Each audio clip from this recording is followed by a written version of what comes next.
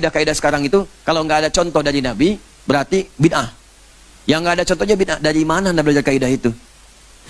Apa semua yang nggak ada contoh itu bid'ah? Tidak. Nanti ada ukuran dalil. Ada dalil, ada contoh sempurna. Ada dalil, contoh sementara. Ada dalil, contohnya nggak ada. Ada dalil samar, jangankan contoh, dalilnya pun samar. Ada 4 kategori. Ya, sepanjang dalilnya ada, contoh nggak ada, nggak harus divonis bid'ah dulu. Sepanjang tidak dicontohkan, digali. Kenapa nggak ada contohnya, tapi dalilnya ada? Kan sering saya contohkan. Makan daging dob, nggak ada contohnya. Zakat pakai beras, nggak ada contohnya. Contoh dari Nabi, zakatnya pakai kurma. Zakatnya pakai gandum. Berarti antumnya zakat pakai beras itu bid'ah semua. Nah, tidak, merumuskan ilmu itu nggak begitu. Ada kaidah-kaidahnya, ada dasarnya. Kalau belum dasar ini belum paham, jangan bicara. Itu yang berbahaya nantinya. Ya, jelas ya. Apalagi menafsir ilmu yang satu dengan ilmu yang lain, itu yang fatal. Ada tauhid, ada akhlak, ada fikih, ada tasawuf. Anda memandang fikih pakai tauhid yang nggak nyambung, nggak akan nyambung. Ya, apa hukumnya? Kemudian misal, apa hukumnya saya pengajian di Monas misalnya? Mau pengajian di Monas tapi dinilai dengan hukum tauhid yang nggak nyambung. Tauhid itu hukumnya hukum akidah.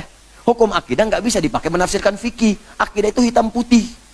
Hitam putih, nggak ada abu-abunya. Kalau fikih itu pilihan. Ya, tarihil ahkamul khamsah. Pilihannya pasti satu di antara 5. Bisa halal mubah, bisa tarik ke kiri makruh, kiri lagi kemudian haram, ke kanan sunnah, kemudian langsung menjadi wajib. Ya, bisa sunnah, bisa wajib, tengah-tengahnya mubah. Ke kirinya bisa makruh, bisa haram. Kapan itu menjadi mubah, makruh atau haram? Kapan kemudian jadi naik jadi sunnah? Kapan naik jadi wajib? Tergantung pada kondisi hukum yang menyebabkan itu dihukumi demikian. Disebut dengan ilat namanya. Jadi kalau belum paham ilatnya nggak bisa. Makanya tauhid diajarkan sebelum hijrah. Ya, fikih diajarkan setelah hijrah. Karena ketika hijrah sudah dekat dengan Allah, diajarkanlah fikih. Makanya kalau ada orang yang menghukumi dengan tauhid, belajarnya tauhid, menghukumi masalah fikih, pasti orang itu belum hijrah.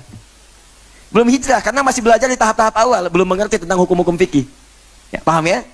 Nah, jadi yang seperti ini menurut saya dijauhi saja, dijauhi, supaya tidak melahirkan nanti fanatisme yang berlebihan, dan belajar dengan baik lagi, serta tetap mendoakan yang demikian. Tadi tetap dihukumi hukum bergaul yang biasa. Jangan sampai kemudian jadi kasar, tidak. Ya, teman-teman bergaul, saya tidak pernah mengajarkan Anda mencela orang. Walaupun ada yang mencela saya, nggak apa-apa, mungkin belum tahu. Saya aja memaafkan, kenapa Anda mesti ribut? Saya memaafkan, kenapa Anda mesti ribut? Allah dicela. Ya innallaha thalithu tsalatsa. Orang kafir mengatakan Allah ada 3, itu kan celaan kepada Allah.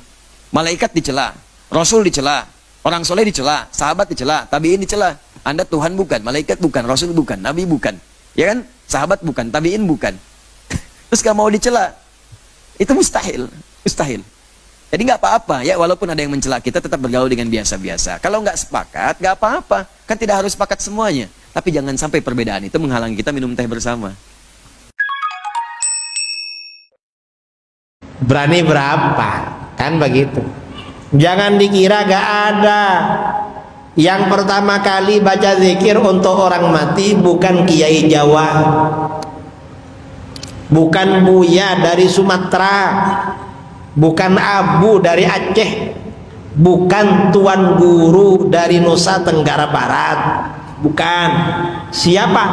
Yang pertama kali baca zikir untuk orang mati adalah baginda Rasulullah saudara, yang pertama kali baca zikir untuk orang mati.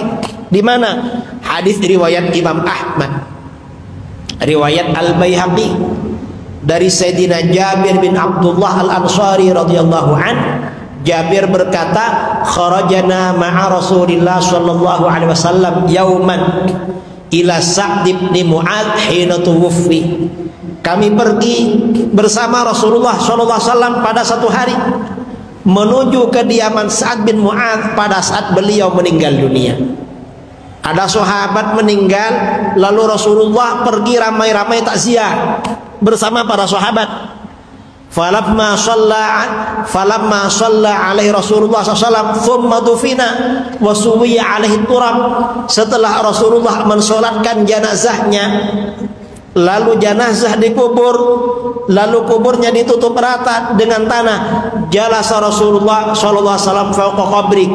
Rasulullah gak langsung pergi, tapi masih duduk-duduk di atas kuburan. Lalu apa yang beliau lakukan? Faqal subhanallah tawilan. Lalu Rasulullah baca subhanallah dalam waktu yang lama. Subhanallah, subhanallah, subhanallah. Fasabbahna ma'ahu. Para sahabat semuanya baca subhanallah. Thumma qala Allahu akbar. Lalu Rasulullah baca takbir. Allahu akbar, Allahu akbar, Allahu akbar. Lama. Fakabbarna ma'ahu. Para sahabat semuanya baca takbir. Satu riwayat summa qala la ilaha illallah. Rasulullah baca tahlil, para sahabat baca, lama bacanya. Falatman sorofa, ketika Rasulullah berhenti baca, qilalah. Sebagian sahabat ada yang bertanya, ya Rasulullah, ma laka tusabbih fatukabbir.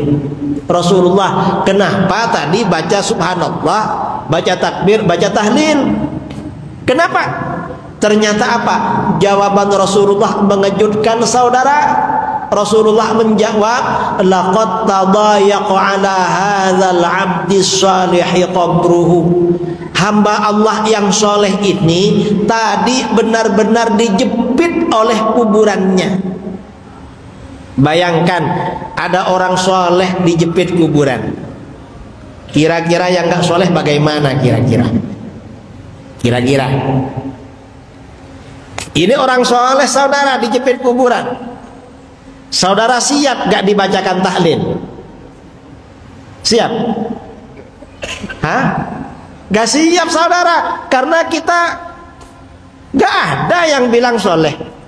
Kalau gak percaya, kalau saudara ada yang soleh, suruh tanyakan sama istrinya. Ada yang bilang, ada yang istrinya bilang suaminya soleh di sini. Ada. Ditambah saksi mertuanya, ada. Laki-laki ini biasanya nilainya jelek di mata istri, betul. Lalu mertua, betul ya? Karena paling tahu itu.